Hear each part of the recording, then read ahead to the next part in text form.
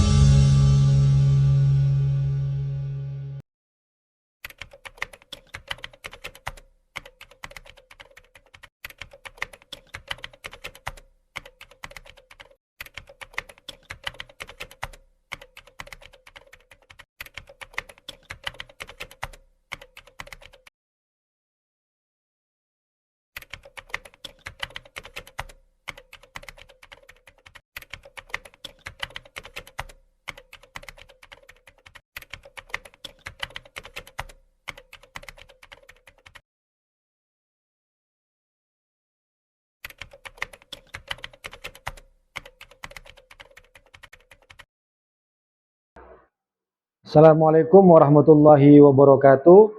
Mengapa generasi muda terpapar intoleransi dan radikalisme? Kalau menurut saya, generasi muda itu dibentuk oleh apa yang mereka baca dan apa yang mereka tonton. Bacaan dan tontonan itulah yang akan membentuk wawasan dan karakter generasi muda. Kalau yang ditonton, kalau yang dibaca adalah bahan-bahan, adalah wacana, adalah syiar intoleran atau syiar kebencian, maka pastinya generasi itu akan terbentuk generasi yang tertutup, generasi yang membenci dan menolak keragaman. Karena itu kita perlu mewaspadai kalau kita melihat generasi muda, apa yang mereka tonton, misalnya melalui yang mereka tonton dari media sosial, apakah misalnya TikTok ataukah YouTube. Kalau mereka menonton khutbah-khutbah dari ustadz-ustadz dadakan atau ustadz-ustadz seleb, ya, yang minim pengetahuan agamanya, hanya mementingkan simbol, kemudian menjual khutbah itu hanya dengan provokasi dan kebencian, maka lambat laun orang yang menonton khutbah-khutbah seperti itu akan terbentuk wawasannya, pikirannya menjadi sosok yang tertutup. Ya. Atau misalnya orang itu, generasi itu ya membaca dari website yang isinya intoleransi, kebencian, kemudian juga provokasi. Ya, apa yang dia baca akan lambat laun membentuk jati dirinya, pikirannya dan wawasannya ya penuh dengan kebencian dan ketertutupan itu. Oleh karena itu, untuk mencegah katakanlah upaya-upaya agar generasi muda tidak terpapar intoleransi dan radikalisme, maka memang harus memulai dari apa yang mereka baca dan apa yang mereka tonton terlebih dahulu. Karena itu kita perlu memberikan asupan informasi, asupan emosi yang positif bagi generasi muda tentang pentingnya moderasi beragama, tentang keterbukaan, tentang toleransi, tentang cinta negeri yang harus muncul di media-media sosial. Mau Twitter, mau Instagram, mau Facebook, mau YouTube, ataupun TikTok yang dikemas dengan selera generasi anak-anak muda. Kemudian sebab yang lain menurut saya juga adalah pergaulan. Pergaulan ini sangat penting dalam membentuk generasi anak muda.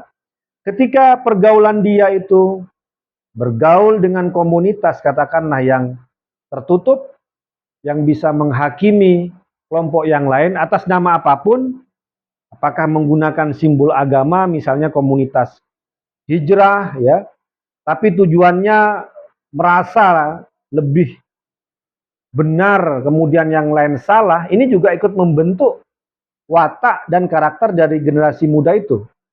Karena itu apa yang dibaca, apa yang ditonton, kemudian yang menjadi pergaulan generasi muda itu sangat-sangat memungkinkan membentuk suatu karakter dari generasi muda itu sendiri.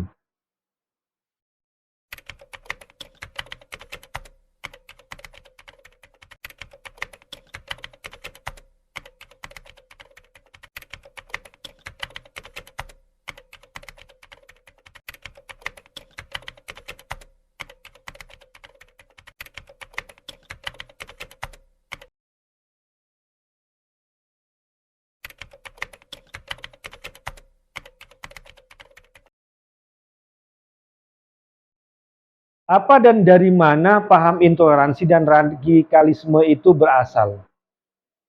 Menurut saya yang pertama, kalau untuk generasi muda sekarang tentu saja itu muncul dari media sosial. Karena pengaruh media sosial itu sangat dahsyat, dampaknya yang luar biasa bagi kehidupan kita, yang secara katakanlah waktu durasi hampir 24 jam tidak tidur, kita main dengan yang namanya smartphone, yang di situ juga media sosial. Kalau media sosialnya itu banyak konten-konten intoleran dan radikal, itu pasti masyarakatnya akan terbentuk wacana intoleran dan radikal. Itu sudah pasti. Karena ini soal bagaimana media sosial itu sangat berpengaruh dalam pembentukan watak dan karakter seseorang saat ini. Apa yang dibaca, apa yang ditonton, maka itulah yang akan membentuk watak dan karakter generasi kita.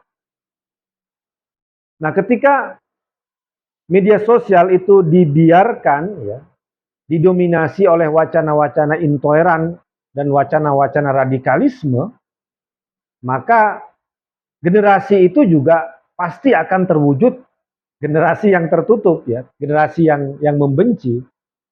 Nah, karena itu upaya untuk memberikan wacana tandingan atau bahkan upaya untuk mensterilkan media sosial kita kalau sudah penuh dengan ujaran kebencian dan juga apalagi isu terorisme, karena kalau kita memberikan wacana tandingan itu untuk katakanlah wacana yang intoleran. Di sana tertutup, kita berikan wacana yang terbuka sebagai alternatif. Tapi kalau isinya sudah katakanlah berbahaya, ya, misalnya isu soal radikalisme, kemudian juga terorisme, pada kekerasan, itu tidak bisa dengan wacana tandingan, itu harus ada penegakan hukum, ya, untuk melakukan sterilisasi terhadap media sosial itu. Nah, selain juga media sosial, saya kira juga adalah lembaga-lembaga pendidikan, baik itu formal ataupun informal, yang bisa mempengaruhi generasi itu bagaimana bentuk dan karakternya. Pendidikan tradisional, misalnya pesantren yang ada di Indonesia, itu ikut melahirkan katakanlah santri generasi yang tidak hanya dalam ilmu keagamaannya, tapi juga memiliki karakter yang moderat, ya, tawasud, kemudian yang toleran, mutasamih, tasamuh, toleransi, kemudian juga karakter yang terbuka, munfatih, ya. Nah, kenapa? Ya karena ada kedalaman ilmu yang dididik di lembaga pendidikan itu. Tetapi kalau kita misalnya lembaga pendidikan yang minim pengetahuan keagamaannya, katakanlah misalnya sekolah-sekolah umum, dan ini juga terkait misalnya perbandingan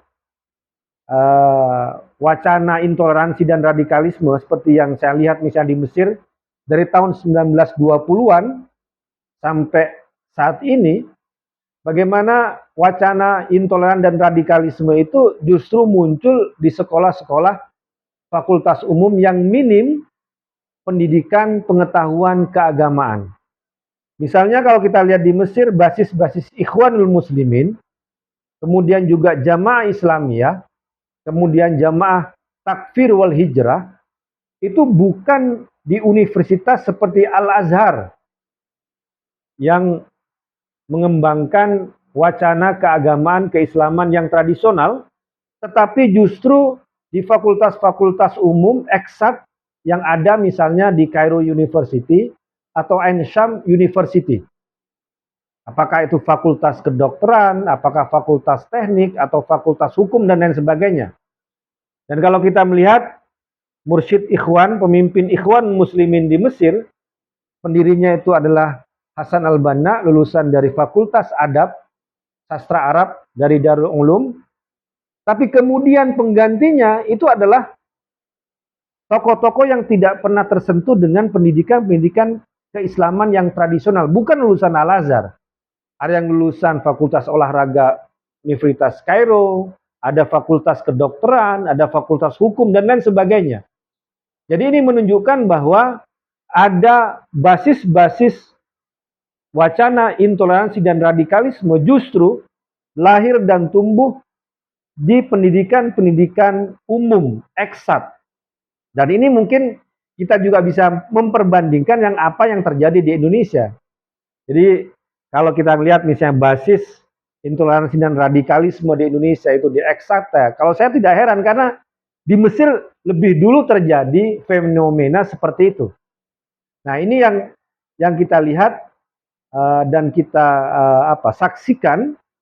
Nah sehingga perlu pendalaman hasanah keislaman, ya. Kemudian juga perlu moderasi karakter keagamaan.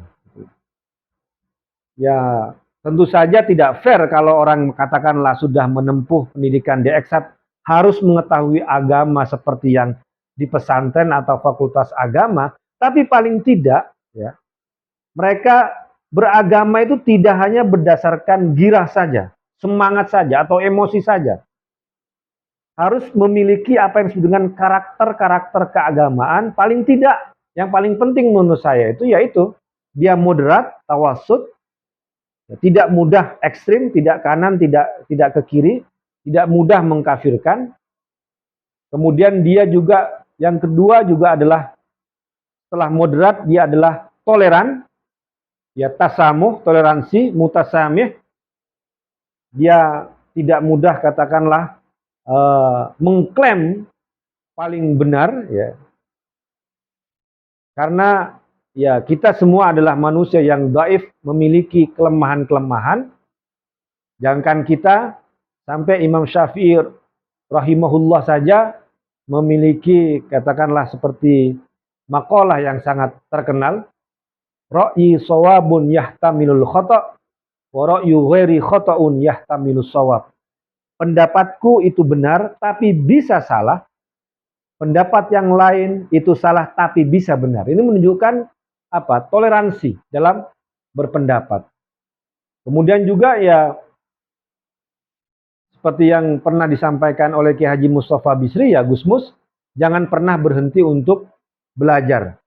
Karena soal intoleransi, soal katakanlah kesalahpahaman, itu pangkalnya pastilah pengetahuan keislaman yang belum mendalam. Nah, ini yang penting bagaimana kita menahan atau menutup sumber-sumber yang bisa membentuk generasi itu intoleran dan radikal.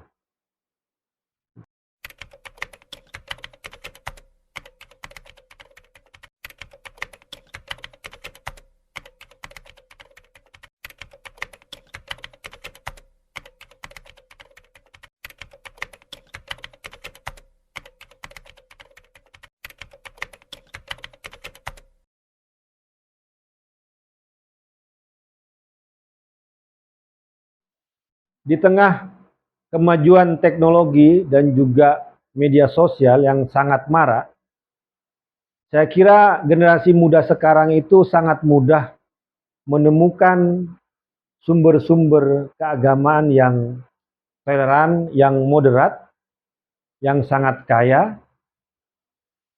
Karena kalau kita misalnya membuka YouTube misalnya, kita sangat mudah menonton pengajian-pengajian langsung dari para kiai, dari para guru di pesantren ya, yang mengulas kitab-kitab yang tujuannya itu tidak hanya memperdalam substansi keislaman kita, tapi juga menurut saya membuka wawasan dan membuka karakter.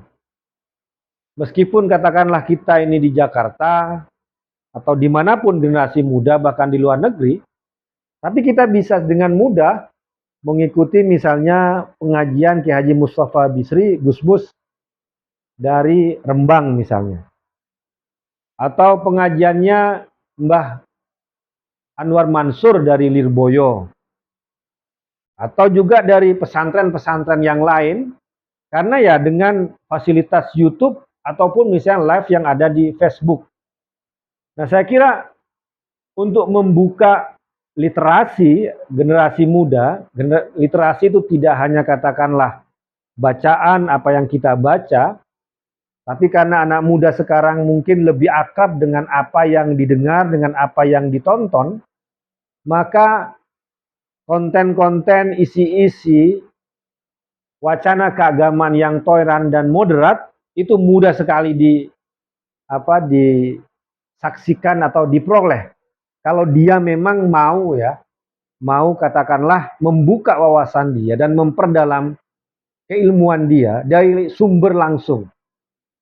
Misalnya ya kita di tengah kemacetan di Jakarta sambil menunggu lalu lintas terurai, kita kan bisa mendengarkan, menyimak pengajian-pengajian yang ada di YouTube, ada yang di Facebook dari kiai-kiai, dari guru-guru di pesantren misalnya. Itu sangat mudah sekali ya dalam kondisi saat ini. Tidak perlu misalnya kita jauh-jauh datang ke pesantren, tapi kita bisa dengan mudah tidak hanya menyambung katakanlah emosi silaturahim, tapi juga silatul ilm, keilmuan dengan mendengarkan pengajian-pengajian itu. Dan itu lebih sangat positif ya, daripada kita katakanlah menonton ya sekarang itu seperti kayak gosip-gosip seleb ataupun katakanlah ustadz-ustadz yang belum terbukti keilmuan dan pengabdiannya kepada masyarakat, tapi ya hanya bergaya dengan simbol-simbol, dengan busana, dengan klaim-klaim dan sebagainya.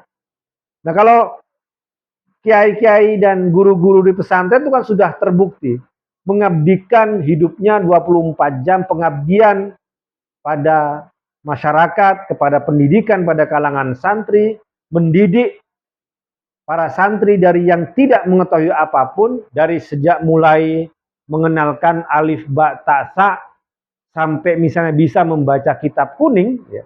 Itu kan sudah terbukti didikan para kiai dan para guru yang ada di pesantren. Tapi kalau misalnya para ustadz, seleb ya yang ada di kota yang hanya ceramah ke sana kemari, yang hanya pamer dengan busana kemudian dan sebagainya, itu kan belum terbukti mereka sebagai pendidik ya, sebagai murabbi ya. Nah di situ yang saya kira bisa diprioritaskan oleh kita untuk mengambil, menggali lagi khasanah keilmuan dan juga khasanah akhlak etika dari sumber langsung, yaitu dari pengajian-pengajian yang ada di pesantren, ataukah dari kiai-kiai, dari guru-guru yang sudah dikenal, yang sudah terjamin, yang sudah terbukti, dan juga bisa menjadi tauladan bagi kita semua.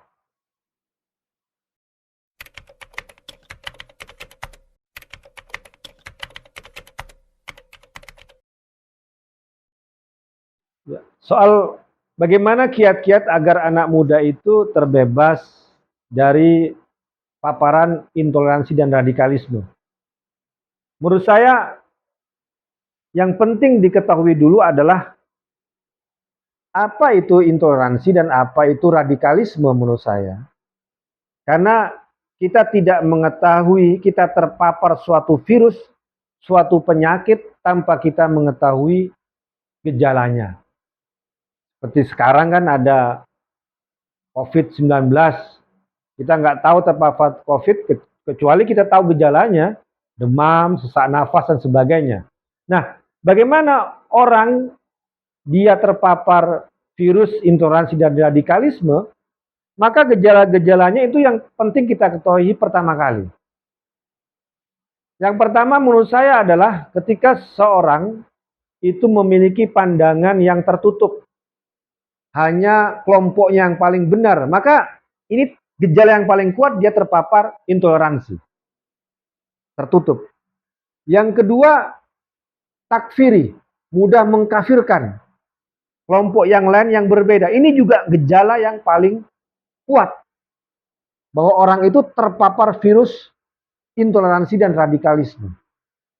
Kemudian dia menganggap pemerintah saat ini, pemerintah yang katakanlah togut, kemudian kafir, sistem politiknya, sistem demokrasinya, undang-undang 45-nya, Pancasilanya. Nah, ini juga paling kuat. Ini orang terpapar radikalisme. Kemudian ada keinginan misalnya untuk mewujudkan wacana tadi, intoleransi, wacana ketertutupan, wacana takfiri dalam aksi-aksi di lapangan. Ini malah sudah bisa dikatakan gejala akut. Nah, ketika siapapun, pakar generasi muda atau siapapun mengalami gejala-gejala ini, maka dia harus sadar bahwa dia sedang terjangkiti, dia sedang terserang, dia sedang terpapar virus intoleransi dan radikalisme. Nah, bagaimana menyembuhkannya?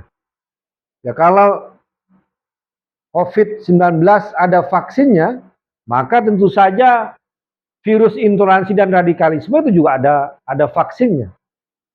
Ya, kalau misalnya dia memiliki pemikiran yang tertutup, ya tentu saja agar menyembuhkannya dia harus membuka pikiran dia.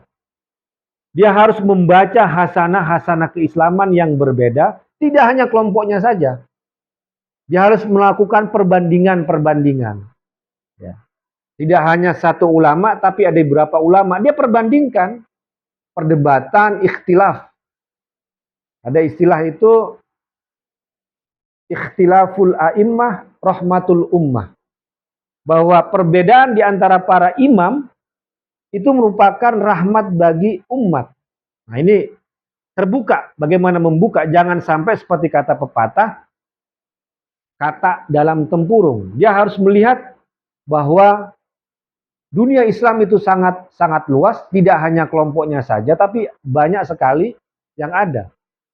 Tradisi-tradisi keislaman di Nusantara misalnya, nggak usah ke dunia Islam saja, itu memiliki kekhasan yang sangat unik.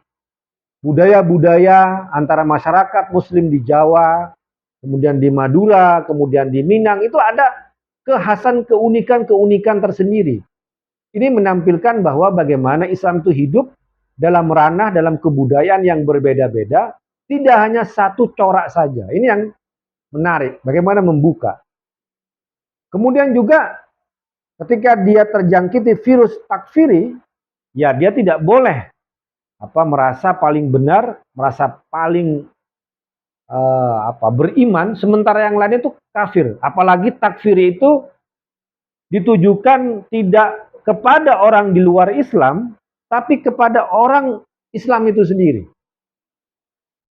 Mengkafirkan, misalnya karena hanya katakanlah beda tradisi, atau istilahnya itu dianggap dituduh khurafat, kemudian bid'ah, mudah mengkafirkan. Nah, ini yang harus ditinggalkan ya, pola pikir seperti itu. Ya. Nah, kemudian dia juga harus melihat, membaca hasanah-hasanah dalam keislaman ya, yang eh, bagaimana seseorang muslim, seorang mukmin, dia tidak hanya dituntut katakanlah melaksanakan, mempraktekkan ajaran keagamaannya saja, tapi juga bisa mencintai negerinya. Hubbul waton minal iman.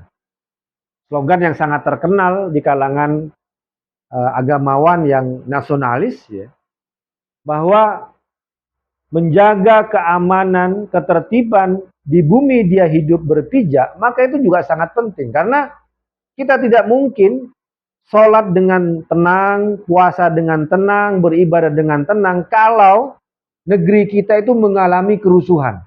Nah ini yang itu harus dilihat, harus diinsafi oleh pemeluk agama. Kalau dia mengatakan bahwa mengklaim agama tapi ingin membuat keonaran, membuat fitnah, kekacauan, maka dia tentu saja tidak akan pernah bisa menjalankan syariat agamanya dengan tenang kalau suasana negerinya kondisinya itu penuh kacau balau.